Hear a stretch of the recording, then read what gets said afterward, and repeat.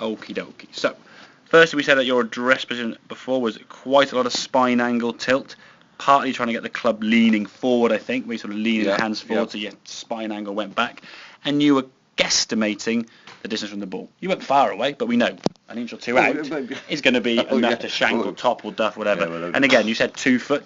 I wouldn't have a clue what the number, to be fair, would be, but 2 foot doesn't seem too far away. But again, can you eyeball 24 inches exactly? Well, no. When the money, if you put £1,000 guess 20, you wouldn't have to chat. No, if I said to you put the club down behind the ball, £1,000 you get it right, yeah, I'll take that bet definitely. Okay. So let's go with the information we know. So we start off with the club behind the goal ball. We know the club goes there. That is the first thing. Then we grip it, and the process of gripping the golf club, we now create our spine angle lean over the golf ball. So you can see your feet together, your legs are nice and straight. Just getting yourself with the top half now in position.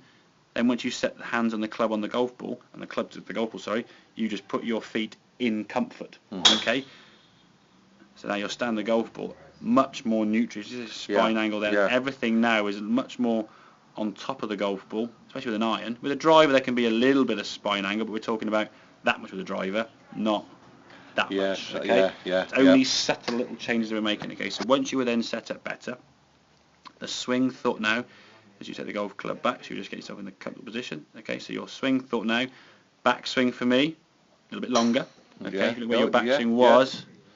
Yeah. Oh yeah, it's quite a bit, isn't it? Yeah. I'm not saying to get your back swing longer, but it just has got longer because we now can. The spine angle you're setting up with this more neutral, you're now correct. And again, I think in time, your club's gone from sort of roughly, we say 11:30, you're now going towards sort of 1 o'clock. I reckon with a bit of practice, you might get sort of towards 2, half 2, that sort of direction, sort of over there. With a longer club, especially, where you're sort of 6'5" and that sort of thing, they will be going a bit further. But the key thing is now, in your one swing thought, is from here, get everything moving down and to the left-hand side, so we're rotating. What you did when the spine was back here, you sort of just hung back on it, stayed back here, hit the ball on the way up, so either went left or topped, and when you finished this swing, he was pretty much flat on the ground, not much hip turn, but the full body. So your top half of the swing, that looks like a full swing, doesn't it? It looks like, but yeah. That to me looks like a small little chip. The problem is, think how your spine's going to be. Your top half of your spine is now fully rotated 90 degrees. Your bottom half is sort of gone half that. So at speed, with a driver and bigger clubs, if your foot's not moving, hips stay back, and the shoulders go through fully, your spine angle is going to be sort of all twisted and contorted. You may be sort of in line for getting a bit of back problem later on in life. Okay, so from here, full twist through. Look at the difference in those swings. Your hips now are rotated the same as your shoulders. Here, starting to come off the ground a bit more. The knees are coming together, and that to me is a much fuller movement. In terms of swing wise, okay, much healthier swing. It looks a lot more neutral. Looking like that, exactly. A lot more neutral. And again, that swing there is the one that can get you 120 yards with a 9-9. Right. Which it did. Because you're creating, what would you say, an hour and a half more power in terms of the clock face from 11:30 to 1 o'clock now. So that's increasing the power created, and by turning through it more, you're releasing all of it. So before, you would store up, shall we say, 100, 105 yards of power and release 80% because you weren't fully twisting through, so it goes sort of 85, 90 yards. Now you're increasing or getting 120, 125 yards of power and releasing 99, 95% of it, I think. With a bit more movement through the golf ball, you can create a bit more power and speed without hitting it harder. That one you hit there, you went that felt effortless. You didn't hit it hard. No, not at all, no. You didn't hit it harder, but you did hit it hard because the swing was better, you see. Technique creates power, hence the reason why you see some of the kids, especially like Krieger at the golf clubs, knee high to a grass are smashing at 150 yards because they're just it's frustrating, I know, but it's their technique that creates the power. They're not strong at all. I mean, if you were in a strength, if you said, okay, lift the heaviest weight, do this, do that, you would wipe the floor hands down at every level.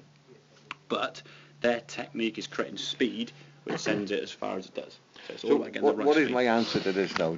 Keep on practicing. I would say for your goal next time you play golf, okay, is to do every single shot, okay, from a tee shot to an approach shot to a second shot to a putt to a chip, everything with that routine, with club, grip, setting your posture, same routine. Yeah, exactly. Because if you put the club down behind the golf ball and then you grip the club, creating your spine angle, the different angles of the golf club, you'll just set up to that different club. rather than going, it's 24 inches my 7 iron, then 22 and a half my 9 and 20. That all makes sense it's now. Just putting the club down, going through information. So if the driver now, you'll be setting with the driver head here, the shaft would be a bit longer, so your hands would be here, a bit higher, a bit further back. It's a longer club.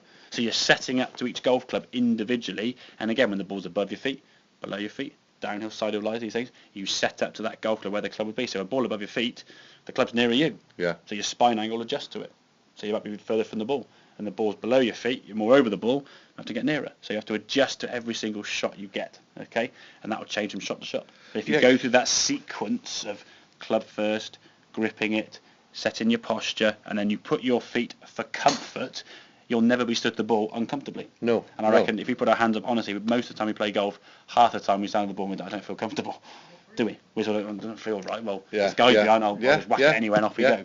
So put the club down, setting up to it correctly. If the club's correct, your hands on the club correct, your spine's correct, just put your feet down correct. That's it. You're all there set every single shot. So you're going to set the golf ball now better each and every time. So I think one of my problems has been I hadn't made the allowance for the different length of clubs and all the different length of clubs. Exactly. So you get used to hitting one ball on the range with the same club over and over and over again, and you groove that swing, and it works. But then you change club on the golf course. Oh, it doesn't work so on the range. Oh, okay. All right. Does that make sense then? Yeah. Yeah. Good. Hit a couple more then, mate.